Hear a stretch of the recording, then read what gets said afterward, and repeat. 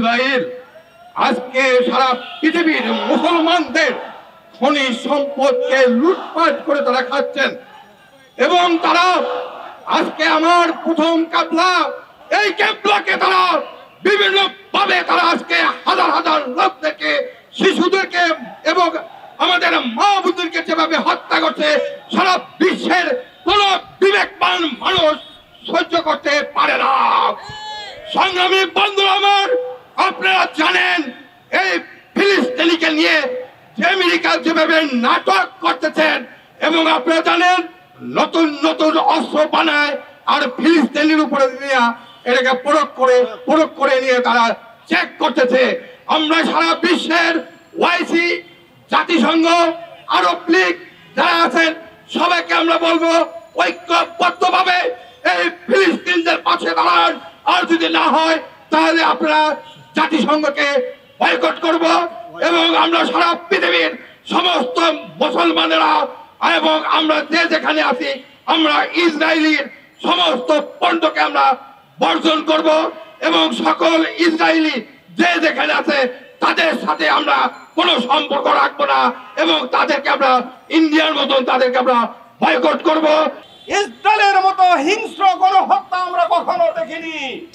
মার্কিন যুক্তরাষ্ট্রের সেই পাওয়ারফুল বোমা সাপ্লাই দিয়েছে ইসরায়েলকে।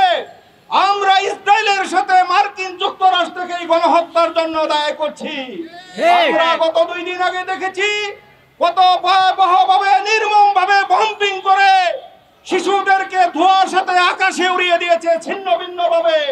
এই নির্মমতা সভ্য জগতে সহ্য করা যায় না। মুসলমানদের রক্ত এত সহজে পিতা যেতে পারে না। আমরা আমাদের এই বাইতুল মুকাদ্দাসের এই প্রথম কিবলাকে আমরা সহজে ছেড়ে দিতে পারি না। আমরা ফিলিস্তিনের এই মাতৃভূমিকে আমরা সহজে হারিয়ে দিতে পারি না।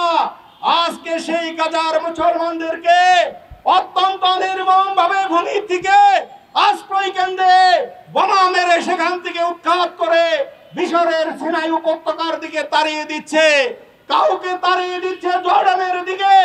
এমন নির্মম অত্যাচার, নির্মম আঘাত এই ইসরায়েল নামক কুখ্যাত সন্ত্রাসী রাষ্ট্র বেনিয়ামিন নেতানিয়াহুর মাধ্যমে যেটা সম্ভব হচ্ছে। আমরা মুসলিম বিশ্ব থেকে আজকে যুবকদেরকে আমরা সংগঠিত হতে বলবো। 200 কোটি মুসলমান যদি পেশাব করে দেয় ইসরায়েল বেঁচে যাওয়ার কথা। আজকে মধ্যপ্রাচ্যে লক্ষ লক্ষ কোটি কোটি মুসলমানরা আজকে মনে হচ্ছে তারা অসহায় হয়ে গেছে। মুসলমানরা কখনো না তো স্বীকার করতে পারে না ইহুদিদেরকে আরব বিশ্ব থেকে রাসূলুল্লাহ সাল্লাল্লাহু আলাইহি ওয়াসাল্লাম উৎখাত করে দিয়ে গেছে। তাদেরকে মধ্যপ্রাচ্যে মেনে নেওয়া হবে না। সেই ফিলিস্তিন আজ রক্তাক্ত। আজকে ফিলিস্তিনে যে পরিস্থিতি সৃষ্টি হয়েছে সেই পরিস্থিতি নিয়ে আমরা মুসলিম বিবেক একজন মুসলমানও ঘুমিয়ে থাকতে পারি না।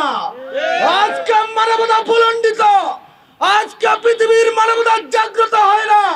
আজকে আমি এই আহ্বান জানিয়েছি যে আল্লাহ রাব্বুল আলামিন পবিত্র কোরআনে যে ঘোষণা করেছেন আমাদের যে শক্তি আছে, আমাদের যে সামর্থ্য আছে, সেই সামর্থ্য নিয়েই আজকে ঝাঁপিয়ে পড়তে হবে সেই মানবতা বিরোধী কার্যক্রমের বিরুদ্ধে।